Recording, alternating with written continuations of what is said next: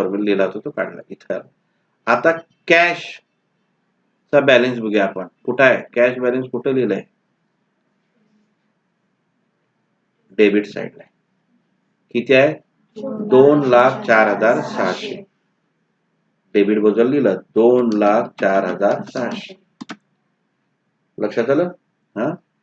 त्याच्यानंतर कॅपिटल किती आहे? क्रेडिटला आहे 2,50,000. कॅपिटल कुठं आहे? क्रेडिटला 2,50,000. बरोबर आहे ना? त्याच्यानंतर HDFC बँक बॅलन्स कुठं आहे? डेबिट साइडला आहे. किती आहे? 81,500. 81,500. त्याच्यानंतर काय आहे? परचेस अकाउंट बॅलन्स कुठं आहे? डेबिटला. किती आहे? 37,000. इथं लिहूया आपण 37,000. त्याच्यानंतर सेल्सचा बॅलन्स कुठं आहे? क्रेडिट बाजूला आहे. किती आहे? 82,000.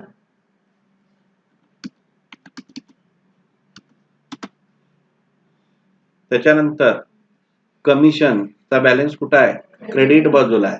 किती आहे? 3,500. त्याच्यानंतर सुजाता एंटरप्राइजेस बॅलन्स कुठं आहे? क्रेडिट बाजूला आहे. बरोबर. किती आहे? 4,500.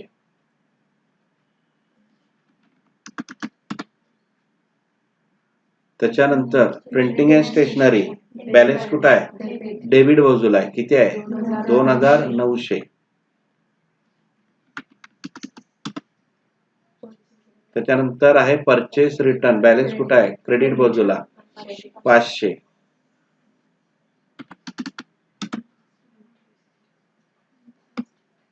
त्याच्यानंतर इंटरेस्ट बॅलन्स कुठं आहे? क्रेडिट बाजूला. किती आहे? 1,500.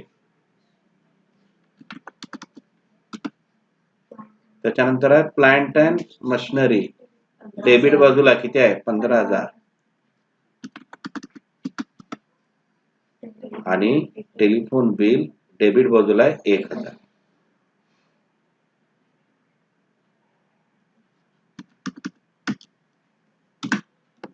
हा. आता काय करायला पाहिजे? आपल्याला टोटल काढायला पाहिजे. इथं मी इज इक्वल टू लिहितो आणि टोटल करूया आपण. इथून जाऊया plus plus plus.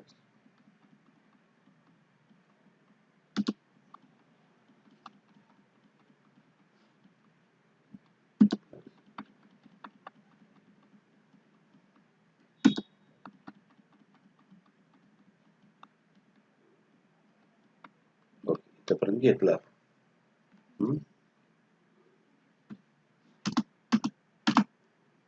Enter press करूया. इथं टोटल आली सगळ्यांची. हा. इथं बघूया टोटल. आणि जर चुकलं असेल तर कुठं चुकलंय तेही आपण शोधूया. इथं प्लस केलं. इथं प्लस करूया. इथं प्लस करूया. प्लस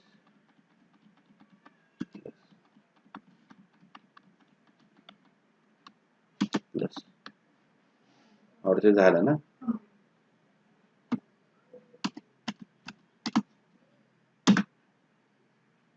दोन्ही आपलं समान आहे. याचा अर्थ काय? की आपण केलेल्या एंट्रीज बरोबर आहे. लक्षात आलं? हा. तर आज आपण काय काय बघितलं बघा.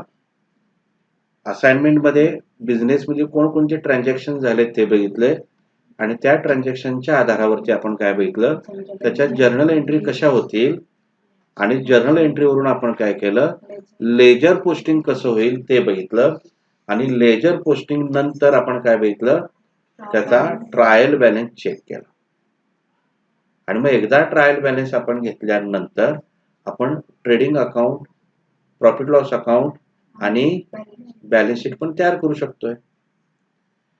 तर आपण इथं चेक करू शकतोय तसं. कॅश अकाउंट, कॅश कुठं दिसेल आपल्याला?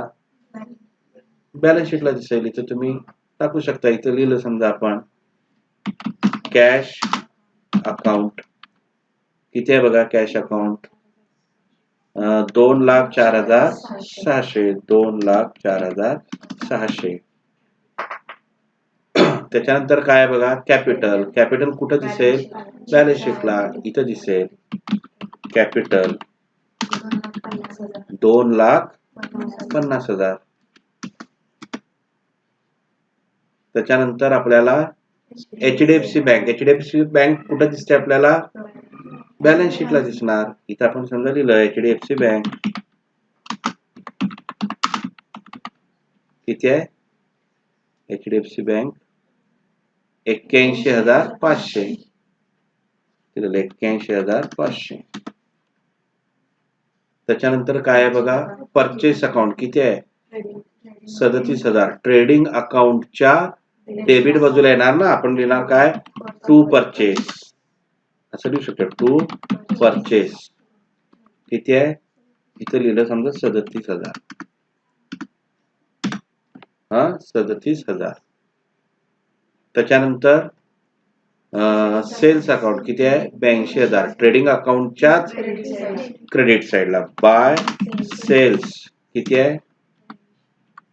किती आहे बघा, 82,000 आहे. 82,000 लिहून टाकलं. त्यानंतर काय आहे? कमिशन कुठे येईल? प्रॉफिट अँड लॉस अकाउंटच्या डेबिट बाजूला. काय? कमिशन क्रेडिट बाजूला येणार. प्रॉफिट अँड लॉस अकाउंटच्या क्रेडिट बाजूला एक हे सोडून मी लिहितो कमिशन रिसिव्ह अकाउंट. किती आहे बघा? 3,500. त्याच्यानंतर सुजाता एंटरप्राइजेस कुठं दिसेल? त्यांच्याकडनं आपण माल खरेदी केलाय म्हणजे ते आपले कोण आहे? Sundry creditor. हे त्यांच्याकडे आपण उधारीवर माल घेतला, त्यांना आता आपण पैसे द्यायला पाहिजे. मग ज्यांना आपण पैसे द्यायला लागतोय त्यांना म्हटलं जातं सन्ड्री क्रेडिटर. आणि सन्ड्री क्रेडिटर हे कुठं दिसतात आपल्याला? बॅलन्स शीटच्या लायबिलिटी बाजूला. मग इथे जाऊया आपण, इथे लिहून टाकूया सुजाता एंटरप्राइजेस, किंवा तुम्ही त्याला ब्रॅकेटमध्ये आपण असं म्हणूया फार तर सन्ड्री क्रेडिटर. किती आहे बघा? 4,500 त्यांना द्यायला पाहिजे आपण. त्याच्यानंतर काय आहे बघा, प्रिंटिंग अँड स्टेशनरी कुठं दिसेल? खर्च आहे. खर्च नेहमी कुठं असतोय? प्रॉफिट अँड लॉस अकाउंटच्या डेबिट बाजूला. तुम्ही काय लिहिले तर टू प्रिंटिंग अँड स्टेशनरी.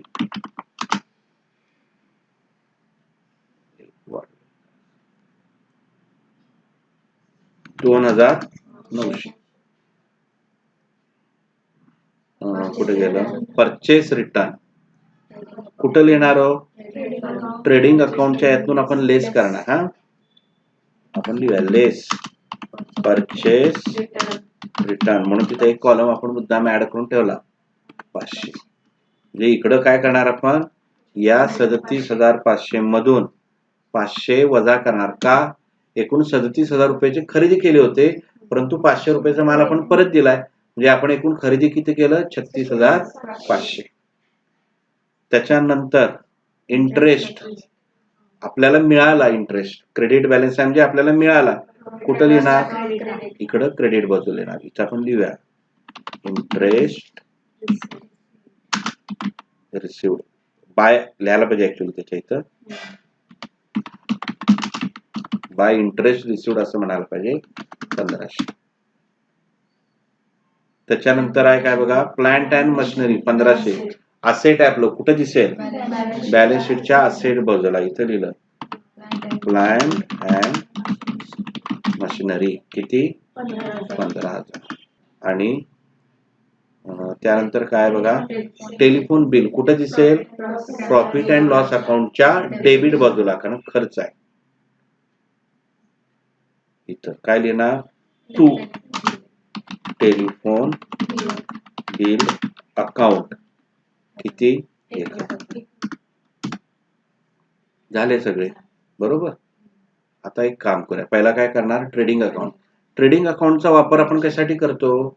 एकूण सेल किती झाला, एकूण परचेस किती झाला हे कळण्यासाठी. आणि अजून एक महत्वाचं म्हणजे आपल्याला ग्रॉस प्रॉफिट किती झाला आणि ग्रॉस लॉस किती झाला हे कळण्यासाठी मोठी बाजू मी इथं लिहून टाकतो, सेल जास्त झालेला आहे म्हणून. इथे किती आहे? 82,000. हा, इथं पण मी 82,000 लिहून टाकतो, कारण मोठी बाजू दोन्हीकडे आपण लिहून टाकली. आता सेल जास्त आहे, परचेस कमी आहे, याचा अर्थ काय आहे? आपला ग्रॉस प्रॉफिट आहे. म्हणून इथं काय लिहिलं आपण? To gross profit carried down. हा, किती येणार बघा? इज इक्वल टू हे 82,000 वजा ह्याची जी टोटल आहे डेबिट साईडची 45,500 आपल्याला काय झालेला आहे? सरासरी नफा झालेला आहे. आणि तो काय करा म्हणून सांगितलंय? की कॅरीड डाऊन करायला सांगितलंय. म्हणजे सरासरी नफा आपण काढला. सरासरी नफा काढल्यानंतर आपल्याला काय करायचं आहे? नेट प्रॉफिट काढायचं आहे. म्हणजे शुद्ध नफा, म्हणजे माझा खर्च वजा जाऊन मला किती रुपये राहतात हे मला बघायचं आहे. नेट प्रॉफिट काढायचं आहे.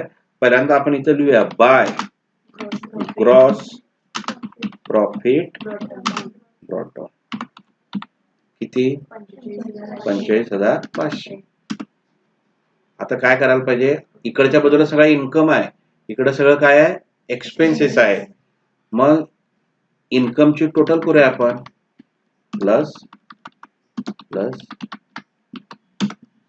टोटल इन्कम किती झालाय आपला? 50,500. त्या टोटल इन्कम मधून आपण काय करणार? इथं लिहिलं आपण 50,500. आपल्याला क्रेडिट बाजू मोठी दिसते, म्हणजे इन्कम जास्त आहे. इन्कम जर आपला जास्त असेल एक्सपेन्सेस पेक्षा, तर तो काय आपला? नेट प्रॉफिट आहे. इथं आपण लिहिलं टू नेट प्रॉफिट. किती लिहिणार? Is equal to g total आहे त्यातून आपण काय करूया? हा जो खर्च झालेला आहे तो मायनस करूया. एक मिनिट.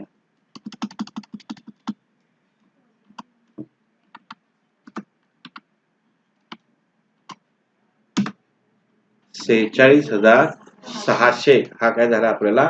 Net profit. आता नेट प्रॉफिट कुठं जाईल? इकडे जाईल, बॅलन्स शीटला लायबिलिटी बाजूला दाखवेल. इथं आपण लिहूया profit and loss account. Profit and loss account किती लिहिलं आपण? बघा किती आलाय? 46,600. 46,600. तर बघूया तेवढं येते काय? बॅलन्स शीट काय व्हायला पाहिजे? ऑटोमॅटिक टॅली व्हायला पाहिजे, बरोबर यायला पाहिजे. दोन्ही बाजू आली नाही तर काहीतरी आपलं चुकलेलं आहे. किती आलं बघा? 3,01,100. इथे जाऊया. किती आलं? 3,01,100. म्हणजे काय झालं? आपलं सगळं जेवढं काय केलं ते बरोबर. थोडक्यात आपण आज काय केलं? फायनल अकाउंटचा प्रॉब्लेम सोडवला. ट्रान्झॅक्शन बघितल्या, ट्रान्झॅक्शन वरून आपण जर्नल एंट्री केली. जर्नल एंट्री वरून आपण काय केलं? लेजर पोस्टिंग केलं. लेजर पोस्टिंग वरून आपण ट्रायल बॅलन्स तयार केला. ट्रायल बॅलन्स वरून मग trading account, profit loss account आणि बॅलन्स शीट. ट्रेडिंग अकाउंटचा उद्देश काय? ट्रेड म्हणजे व्यापार, खरेदी आणि विक्री. विक्री किती झाली, खरेदी किती झाली ते बघितलं. त्यातून आपण ग्रॉस प्रॉफिट काढला. आणि ग्रॉस प्रॉफिट करत असताना, परचेस करत असताना, सेल करत असताना आपल्याला काहीतरी खर्च येतात. आणि मग तो खर्च जाऊन आपल्याला नेट प्रॉफिट किती राहतोय तो बघितला. आणि तो नेट प्रॉफिट आपण बॅलन्स शीटला ट्रान्सफर केला. आणि बॅलन्स शीटची टोटल समान आली, कारण असेट आणि liability. Asset is equal to capital plus liability. Asset is equal to capital plus liability हे आपलं अकाउंटचं इक्वेशन आहे. लक्षात आलं? नेहमी एक इक्वेशन लक्षात घ्या. लॅबिलिटी कमी झाली तुमची की असेट पण कमी होणार. उदाहरणार्थ समजा सुजाता एंटरप्राइजेसचे आपण किती रुपये द्यायचे आहेत? 4,500. आता तुम्ही ठरवलं 4,500 देऊन टाकायचे. यातनं किती वजा होईल? 4,500 वजा होईल. आता हे वजा होईल, त्याला काय देणार आहे तुम्ही? कॅश देणार आहे. मग कॅश इथून पण वजा होणार. म्हणजे इथून 4,500 वजा झाले की इथून सुद्धा ते वजा होतात. अकाउंटचं अजून एक इक्वेशन लक्षात ठेवा. लॅबिलिटी कमी झाली, असेट पण कमी. लक्षात आलं? कारण हे कमी कसं होणार? त्याला पैसे दिल्यावरच कमी होणार ना, त्याशिवाय कमी नाही होणार. लक्षात आलं?